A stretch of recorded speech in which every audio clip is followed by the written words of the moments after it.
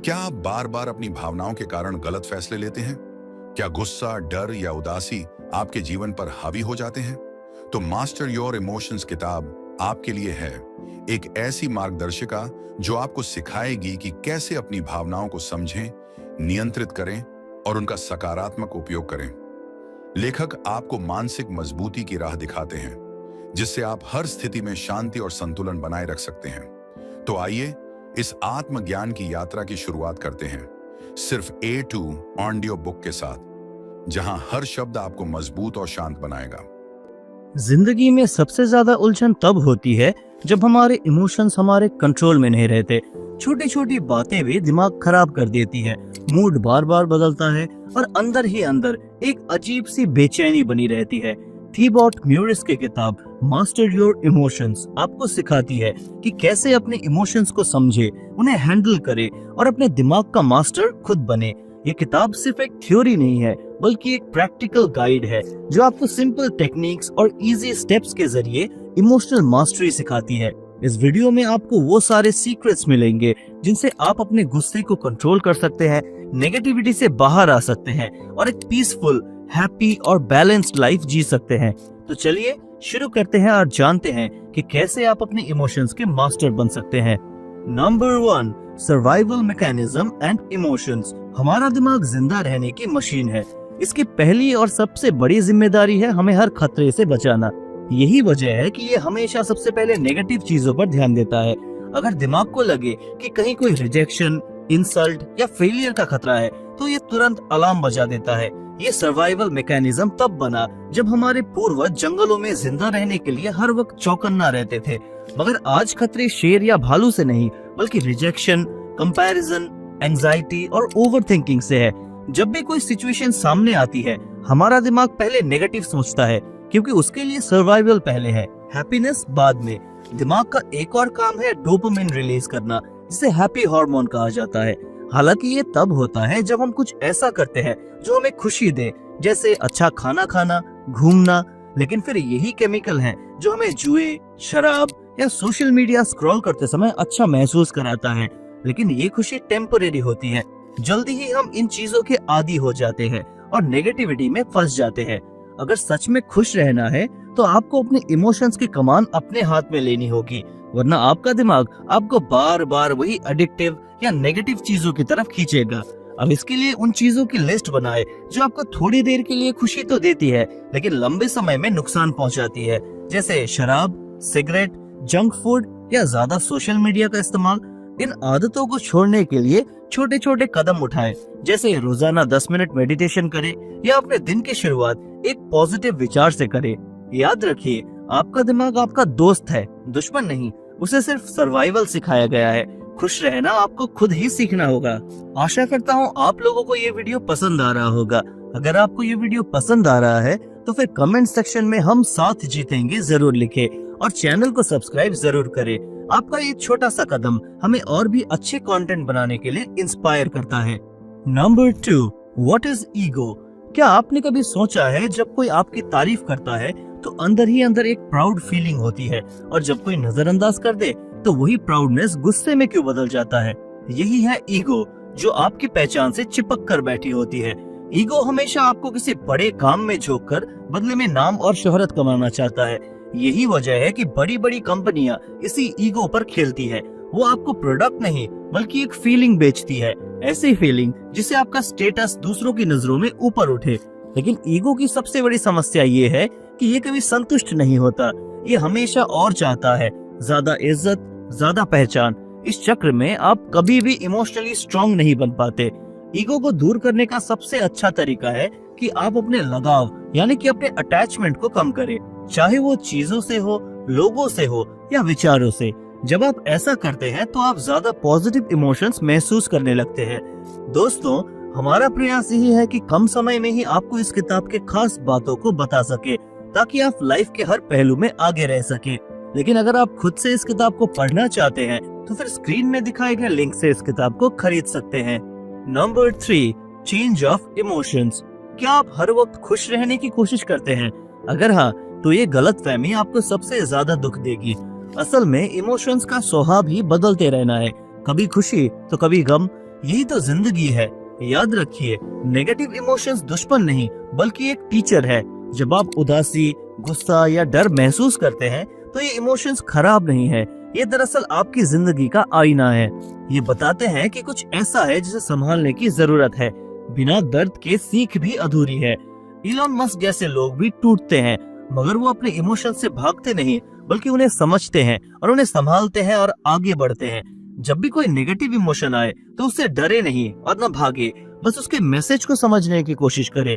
जो चीजें आपको दुखी करती है उन्हें धीरे धीरे हटाए और जो आपको खुश करती है उन पर ज्यादा फोकस करें। याद रखें, इमोशंस आपको कमजोर नहीं बल्कि मजबूत बनाते हैं, बस उन्हें समझने की कला आनी चाहिए। यही तो है असली इमोशनल मास्टरी का राज। Number 4, impact of sleep. जब आपकी नींद पूरी होती है तब सुबह उठते ही आप फ्रेश, खुश और एनर्जेटिक फील करते हैं। और फिर जब नींद पूरी नहीं हो तो पूरा दिन हर छोटी बात पर गुस्सा आता है, बिना वजह चिड़चिड़ापन और मन भारी भारी सा रहता है। ऐसा क्यों? क्योंकि आपकी नींद ही आपकी इमोशंस की फाउंडेशन है। राइटर कहते हैं, जब हम ठीक से नहीं सोते तो हमारा दिमाग नेगेटिव इमोशंस की फैक्ट्री बन जाता है।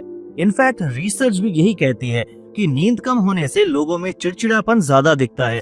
इसके लिए राइटर कुछ टिप्स देते हैं। वो कहते हैं, सोने का अच्छा माहौल बनाइए, कमरे का रंग गहरा रखें, रोशनी कम करे, फोन, टीवी, लैपटॉप इन सबको सोने से 1-2 घंटे पहले ही दूर रखें। बिस्तर पर जाने के बाद सोचना बंद करें। रात में बहुत सारा पानी पीने से बचे। याद रखें, अच्छी नींद अच्छा मूड और अच्छी लाइफ का पहला स्टेप है, इसलिए अच्छी नींद से कभी भी कॉम्प्रोमाइज न करें। Number 5, body language and emotions. क्या आपने कभी सोचा है कि सिर्फ आपके बैठने, खड़े होने या चलने के तरीके से आप अपने मूड को बदल सकते हैं? अमेरिकन सोशल साइकोलॉजिस्ट और ऑथर एमी कर्डी का एक शानदार एक्सपेरिमेंट यही बताता है। उन्होंने पाया कि जब लोग सिर्फ 2 मिनट के लिए एक पावरफुल पोज में खड़े होते हैं, सीना चौड़ा, गर्दन सीधी, कॉन्फिडेंस से भरा शरीर, तो उनके शरीर में एक कमाल का बदलाव आता है।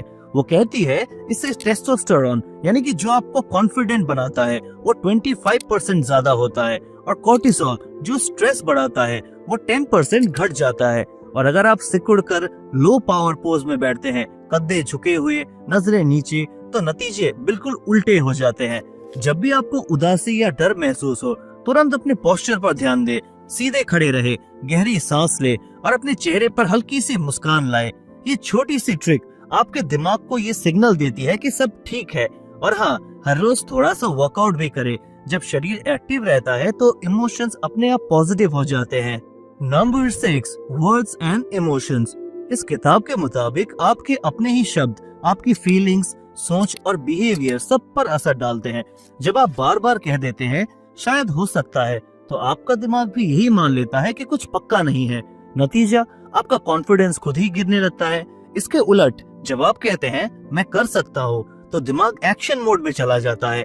आपको अपने ही शब्दों से एनर्जी मिलती है और आपका ध्यान, जोश और यकीन सब बढ़ जाता है। इसलिए खुद पर शक करने वाले शब्दों को अपनी डिक्शनरी से बाहर करें और उनके बदले वो शब्द भरे जो आपको मोटिवेट करे, क्योंकि आप जो बोलते हैं वही आपकी असली सोच बन जाती है और वही सोच आपकी पूरी जिंदगी का रास्ता तय करती है। Number 7, breathing and emotion.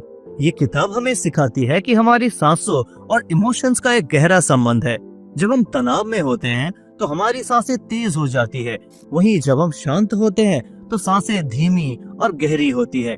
अगर हम अपनी इमोशंस को कंट्रोल करना चाहते हैं तो हमें अपनी सांसों पर ध्यान देना होगा। गहरी और नियंत्रित सांसें हमें शांत करती है और नेगेटिविटी को दूर करने में मदद करती है। उदाहरण के लिए, जब भी गुस्सा आए तो धीरे धीरे गहरी सांस ले और छोड़े। यह आपके दिमाग को संतुलित करने में मदद करेगा। नियमित रूप से गहरी सांस लेने का अभ्यास हमें सेल्फ कंट्रोल, पीस और पॉजिटिविटी की ओर ले जाता है। Number 8, ways to change emotions. क्या आपने कभी सोचा है कि आपके इमोशंस आते कहां से हैं? असल में इमोशंस 2 तरह से बनते हैं। पहले वो जो बिना सोचे समझे सिर्फ इमेजिनेशन से पैदा होते हैं, और दूसरे वो जो किसी बात पर बार बार सोचने से आपकी आदत बन जाती है। जब आप हर समय पुराने दर्द या तकलीफों को याद करते हैं तो वो दुखी इमोशंस और मजबूत हो जाते हैं। लेकिन जब आप आज की छोटी छोटी खुशियों पर ध्यान देते हैं तो पॉजिटिव इमोशंस बनने लगते हैं। याद रखिए, लोग आपको आपकी बातों से नहीं बल्कि आपके इमोशन से पहचानते हैं, क्योंकि आप उन्हीं के हिसाब से बिहेव करते हैं। इसके लिए आप बीते हुए दर्द को पकड़कर मत बैठिए, उसे जाने दीजिए। अपनी खुशियों को रोज याद करिए, चाहे वो कितनी भी छोटी ही क्यों ना हो। ऐसे लोगों के साथ रहिए जो आपकी पॉजिटिविटी बढ़ाए, और इमोशंस आपके हाथ में है। आप जैसा सोचेंगे वैसे ही महसूस करेंगे। नंबर 9, लेट योर इमोशंस गो। इस किताब में बताया गया है कि नेगेटिव इमोशंस को पकड़ कर रखने से हम खुद को ही तकलीफ देते हैं। इन्हें छोड़ना सीखना बहुत जरूरी है। इसके लिए सबसे पहले अपनी इमोशंस को एक्सेप्ट करें। जब आप किसी इमोशंस को दबाते हैं तो वो और मजबूत हो जाती है। इसे महसूस करें और समझे कि ये बस टेम्परेरी है। दूसरा कदम है अपनी सोच पर ध्यान दें। कई बार हम खुद को बार बार उसी दुखद विचार में उलझाए रखते हैं।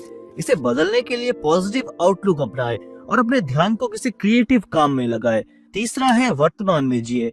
अधिकतर दर्द या तो अतीत की यादों या फिर भविष्य की चिंताओं से आता है। गहरी सांस ले, ध्यान करे और प्रेजेंट मोमेंट का आनंद ले।